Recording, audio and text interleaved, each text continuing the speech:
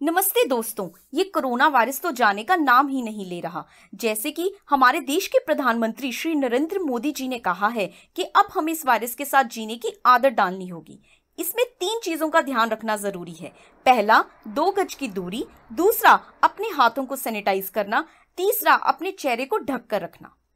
जितना जरूरी है 2 गज की दूरी और चेहरे को ढकना, उससे ज्यादा है अपने हाथों को साफ रखना। हाथों की सफाई या तो आप साबुन से कर सकते हो या फिर सैनिटाइजर से।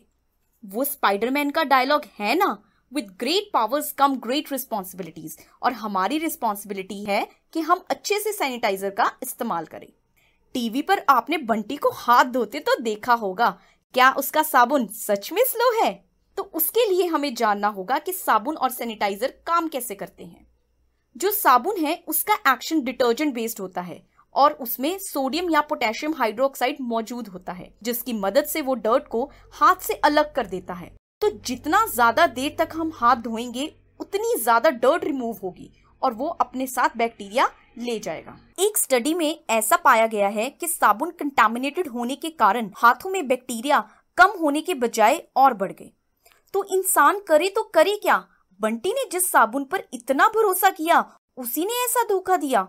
इतनी प्रॉब्लम से छुटकारा पाने के लिए हैंड सैनिटाइजर का इस्तेमाल करना चाहिए। ये इतना सेफ है कि डॉक्टर्स सर्जरी करने से पहले अपने हाथों को और अपने सर्जिकल इक्विपमेंट्स को सैनिटाइज करते हैं।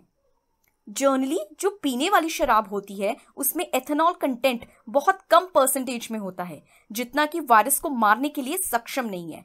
पर जो अल्कोहल बेस्ड सैनिटाइजर्स हैं उनमें अल्कोहल की मात्रा 60 to 90% तक वेरी करती है, जो बैक्टीरिया की आउटर मेम्ब्रेन को या तो डिसफंक्शनल कर देता है या फिर डिसॉल्व कर देता है, जिससे बैक्टीरिया की मौत हो जाती है। जनरली अल्कोहल इफेक्टिव होता है against gram positive and gram negative micro organism, tuberculosis virus, HIV and herpes virus, पर वो इनइफेक्टिव है against protozoan and non enveloped viruses. तो हमारे अल्कोहल बेस्ड सैनिटाइजर में अल्कोहल ही नहीं और भी काफी एजेंट्स डाले जाते हैं, क्योंकि अल्कोहल बहुत जल्दी इवेपोरेट करता है। इतने कम टाइम में हो सकता है कि वो सभी बैक्टीरियाज को ना मार पाए, तो इससे बैक्टीरियाज दोबारा ग्रो कर सकते हैं। तो कुछ एजेंट्स जैसे कि क्लोरोहेक्सोडाइन, गुल्कोनेट, एमिनो कंपाउंड, ऑक्टेडिनाइन, ट्राइक्लोसिन डाले जाते हैं ताकि अल्कोहल इवेपोरेट होने के बाद भी ये एजेंट्स हमें सुरक्षा देते रहें।